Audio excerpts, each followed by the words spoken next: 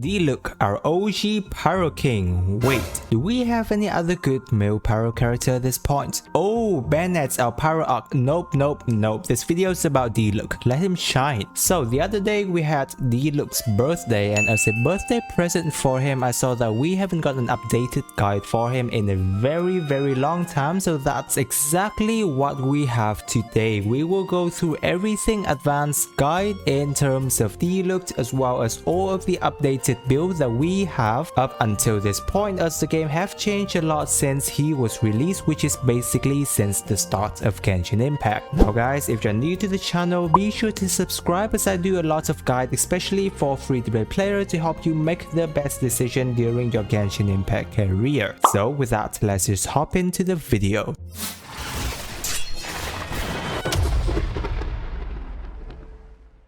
First, one of the biggest questions I see people ask about Diluc is that, is Diluc still good? Which is a question that have been going for a long time, not just recently, and the short answer is yes, he is still and most likely will always be a fantastic character. The main reason why is because the concept of what we call power creep in Genshin Impact is very minimal. Yes, there can be 5-star releasing and that they are very good and powerful. However, till this point in time, you can still pick any character in Genshin Impact and clear the game. The difference between you beating the game is how much you're invested into your character, which is why we have our Diluc build today to help you take your Diluc to the next level. Diluc is a very simple character to play, yet does his job as an on-field Pyro DPS very well, hence why he's known as the OG Pyro King. His consistency is so appreciated that he's widely used as the benchmark on other field DPS character. That's why many of the time whenever a new DPS character comes out, he gets compared against, which just goes to show how great he is that he still occupies the minds of Genshin Impact players. Also, another reason why he can do really well is because of Pyro element. He has access to amplifying elements, especially Vaporize, which he does amazing in. There's also Melt and Superconduct that he can do, and we'll talk more in depth about this in his team comp section. But in the end, if you're questioning if Diluc is quote-unquote outdated, then I would say it's just not him, but any Genshin character will not be outdated, as all of them will have something unique for themselves to be worth running in your team. And so with that question about Diluc out of the way, first we'll have a quick look into his skill and talent once again. First, Diluc is a Claymore character that with his normal attack he has a 4 consecutive strike. His charge attack is pretty good to look at, however most of the time we will not be using it because most of the Claymore characters' charge attack isn't really optimal to use. Now Diluc's normal attacks are fairly simple and fluid. If you're looking at his scaling, then his plunge modifier is basically the highest in the game, making what's called the Dragon Strike technique will be viable, and we will be looking more into this during his combo section. His E skill, Searing Onslaught, is a very unique E skill that performs a forward slash that deals pyro damage, and this skills can be used up to 3 times consecutively. His elemental skills is basically the bread and butter in terms of his combo and damage dealing, as well as it's very easy to play. He can basically weave in any normal attack between his E skill, which prolong his combo and DPS output much more. What you want to know about this skill is that even though it has a 10-second cooldown, the cooldown countdown time will start the moment you activate your first E skill. So if you were to weave in your normal attack between his E skill, by the time you have finished casting it 3 times, you would usually only have around 3 to 4 second cooldown of his E, which is really good. That also allow him to vaporize his damage most of the time as well, which we'll cover more in the following sections. And then moving on to his burst, he released an intense flame to knock nearby opponents back, dealing pyro damage. His burst will infuse his claymore with pyros. Now what you want to know is that Diluc's elemental burst also knocks lighter enemies really far away, which is one of the annoying thing about his burst. However, it can also be easily dealt with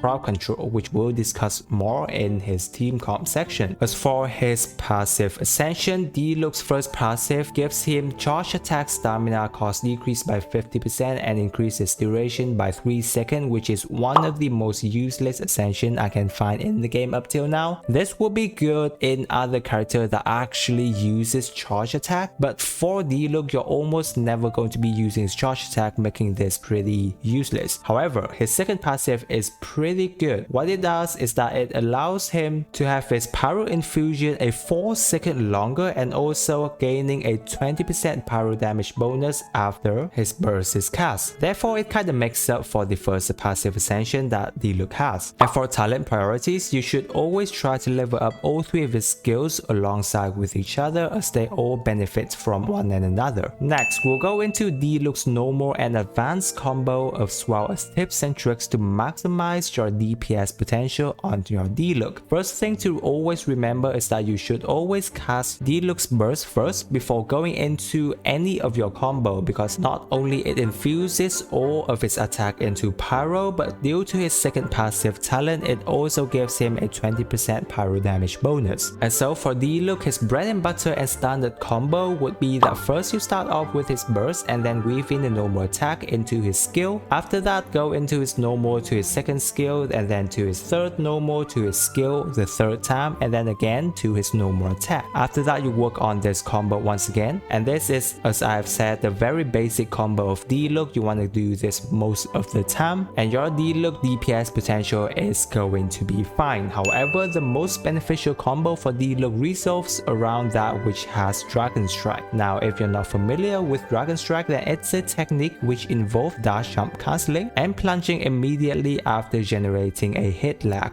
Diluc can generate this hit lag with both of his normal attack and his elemental skill, and due to his great plunge damage modifier and the fact that he can have this plunge infused with pyro with his elemental burst, Diluc can make very great use of Dragon Strike to increase his DPS substantially. Now, the technique is pretty difficult, especially without movement speed increasing effects such as GMC2, Diona Shield, and Anemo Resonance, and it will take some time for you to practice, and I won't be able to show you how to practice here in this video. It's actually a whole video as of itself. I will have a link in the description to a video that teaches you how to do this, but if you're able to have Dragon Strike into Diluc's combo, you will see that your Diluc's DPS potential will increase significantly. So some good combos that you can go with Dragon Strike can be: first you start off with his burst to his skill 1 to his normal 1 to Dragon Strike to his skill 2 to his normal 1 to Dragon Strike, and then you repeat that until his last skill. Or you go into his burst to his first normal attack to Dragon Strike to his skills, and then you go with that cycle again. Either combo is going to be good. However, as always, this takes time to master, but as I have said, it is something that is unique to Diluc and it's very limited to most of the character in the game, so it's something that is very fun to practice if you want to master Diluc as one of your main character. Now, moving on to Diluc's weapon choices. He has quite a lot of good weapon choices, however many of them falls down to gacha or you having to spend money on battle pass. Unfortunately, for free-to-play players, you are quite limited in terms of option if you're looking at a pure free-to-play point of view. But either way, here are Diluc's best option. The first one is Serpent Spine from our battle pass option. Yes, this is a 4-star weapon you get from the battle pass. The reason why it's standing on top of all other possible 5-star option is because of the amazing stat it gives, a very good crit rate with very good passive of attack buff and quite easy to maintain as well. Not only that, the ease of accessibility over the other 5-star option is just very favorable for most of us players. Yes, it does require you to spend 2 cups of coffee to getting it, but compared to the 5-star, that's just a banger for your bucks unless you're really lucky with your weapon banner. After that, we have our Wolf Gravestone. As always, this is one of his best 5-star options, though it doesn't have crit rate, but it gives you a ton of attack, so it's just a very solid weapon overall across Claymore characters. And then we have the Red Horn Claymore. Even though it's passive, only favorable defense build character, many of the time the sheer amount of insane crit damage it gives just makes up for the bad passive on Diluc. So if you have this in your account, you can just go for that. The next one is the Unforged. Pretty good option, just need a shielder in your party, and also many of us might have access to this weapon if you have already tried to go for the weapon banner, as this is one that have been appearing a lot as a secondary option in many of the banner, a solid all-around claymore as well. After that, we move on to some of the 4-star option like the Lithic Blade. However, you kind of want to have high refinement on this as it's better with that, otherwise it's not too worth it because the passive requires you to have leeway character to proc.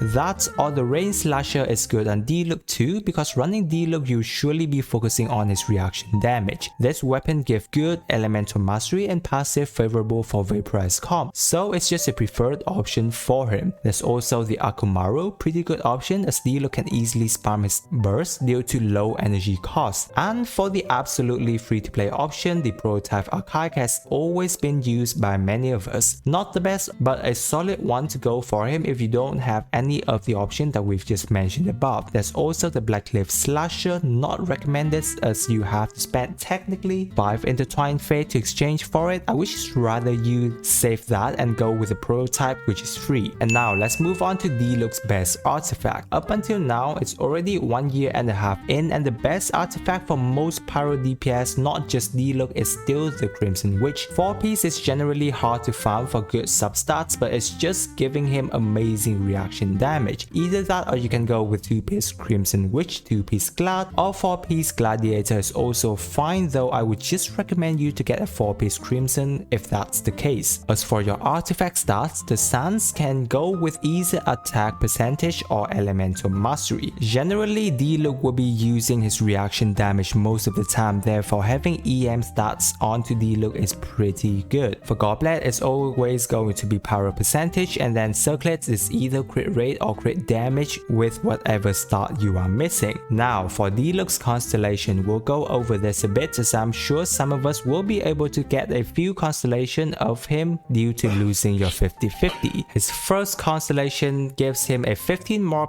damage to opponents whose HP is over 50%. If your attack would end up killing them when they are above 50% HP, then you can have full uptime on this Constellation. However, otherwise it's not too much of a great deal. His second Constellation gives him whenever Diluc takes damage, his attack is increased by 10% and his attack speed increased by 5%, which lasts for 10 seconds. This Constellation is actually pretty good. It gives him basically free damage and also works even when he's in shield, so it's a very decent one if you have Diluc at C2. His C3 and C5 basically increases his E skill and his burst as always. His C4 gives him 2 seconds after casting his E skill. The next cast of his E in the combo deals an additional 40%, and this effect lasts for 2 seconds. This Constellation is pretty good as well since you're almost going to be using your E skill always. And then his Constellation 6 gives him that after casting his E skills, the next 2 normal attack within the next 6 seconds will have their damage and attack speed increased by 30%. And so we can see that Diluc actually has pretty decent Constellation, most of which helps him enhance his DPS to the next level. So if you do happen to get Diluc's Constellation and if you're actually using him, that is actually a plus for you. And now we will move on to some of Diluc's most well played team comps. First is Diluc's Vaporize team comp, which features Diluc, Xingqiu and Bennett. And then the last option, we will have some flexible options. This is going to be main Diluc's team. Due to Diluc performing many normal attack in his main combo, he can summon many rain sword from Xingqiu, which allows him to vaporize his damage. But not only that, unlike many other characters who experiences internal cooldown where they can't always vaporize all of their damage, Diluc with Xingqiu actually can, which is why Vaporize Comp is basically the best team comp for Diluc to run with. Bennett provides large amount of attack buff and almost double Diluc's overall damage when having him on the team. Therefore, these three are practically glued together when it comes to Vaporize Diluc. And then as the last option, we have some flexible option that you can go with. You can go with Sucrose, who offer good 4-piece VV shred as well as elemental mastery share and then grouping as well. However, if you somehow use her elemental burst and infuse pyro, then it can sometimes ruin vapes for Diluc. So you will have to keep that in mind if you're going with Sucrose. Either that or we can have Zhongli, which offer really good shielding for the team, but something to note is that his pillar can ruin Hydro Aura from Xingqiu, which once again can ruin Diluc's Vaporize. Diona can be here as well and typically offer almost nothing aside from her shielding and more healing. However, she can offer movement speed with her shield, making Dragon Strike easier, and at C6 she offers 200 EM for the team. However, her burst can apply cryo and freeze the enemy, but due to Diluc's Shatter's priority, he will shatters the enemy and not melt at all. all. You can also use Jean for healing and 4-piece very distant shred. If you have her at C2 as well, she can provide movement speed for Dragon Strike Diluc, which is really good. Other than that, or if you have Kazuha, he can use very good in place of Sucrose on Diluc's Vaporize team. There's also Venti that you can use. However, unless you really need a crowd control character in the team, Venti is not always recommended to run with Diluc because his normal attack and his E skill most of the time will not be able to hit during Venti's burst. Diluc's burst can still hit with Venti on the team, however, missing most of Diluc's combo is always not really optimal. And then we also have Melt Comp for Diluc. Generally, we're still always going to have Bennett on the team, and then you're going to be running with either Kaya with Kazuha or Rosaria and Sucrose, and then trying to absorb cryo into their burst, sustaining the cryo application so that Diluc is able to melt his damage. However, Melt Comp is quite inconsistent in terms of whoever is going to be able to do the melt damage, causing them to actually perform worse than standard Vaporize Diluc team comp. We also have Overload team comp, which generally once again have Bennett and then an Electro character on the team. Now this team will technically only work best if you're up against enemies that don't stagger or knock back like large bosses. And if you're up against a group of enemies, then this comp is one of the few comp that goes well with Venti to keep them in control, plus they can't be knocked back from Overload during Venti's burst, so you can run him in the team like this. For this comp, Fischl is usually the best candidate for Electro application as she can have access to this longer than most of the Electro character at this point in time. If you want to have Yae Miko, then that also works too. However, I don't think most of us have access to her, so Fischl is the best character. You might be asking if Beidou is good, and she is. However, it is not recommended over Fischl as the only time where she can apply Electro is during her burst, yet it costs really high amounts of energy, and we're not going to be running Electro Resonance in Diluc team, so it's hard to keep it up. Then we also have what's called a Geo Resonant comps for Diluc, another interesting comp that we run both Pyro Resonance and Geo Resonance in the team, where we can have Yunjin or either Zhongli or Albedo in the team. Here you have both Benny and Yunjin for really good attack buff for Diluc, so he will benefit greatly from, and even more so with both Resonance supporting attack buff. Now you might be wondering if there will be any diminishing return, however that's not really a problem most of the time as the damage number you're seeing in this team will not be any less compared to Vaporize Comp Diluc. So it's a good team to try out if you do have Yunjin in your account and not being used. Diluc is basically one of the characters that will always stay in our list of the original best DPS character, because it's funny how when Genshin first came out and the whole community was roaring how absolutely perfect of a DPS he is. As time goes on, he gets compared with other and gets talked down at some times, but you can't deny the fact that he is still an amazing DPS and really fun to play because of his unique E skill combo, dishing out, not to mention having access to Dragon Strike, which is a technique that most of the characters in the game have a tough time doing, so this gives player the opportunity to have something to train and master him as a character as well. I hope that his updated guide today have been able to help you take your Diluc build and gameplay to the next level. If you have found the video helpful, be sure to subscribe to the channel as I post many videos on helping specifically free-to-play player to make the best decision when playing Genshin Impact. And with that, I wish you a super day and I will catch you on the next video.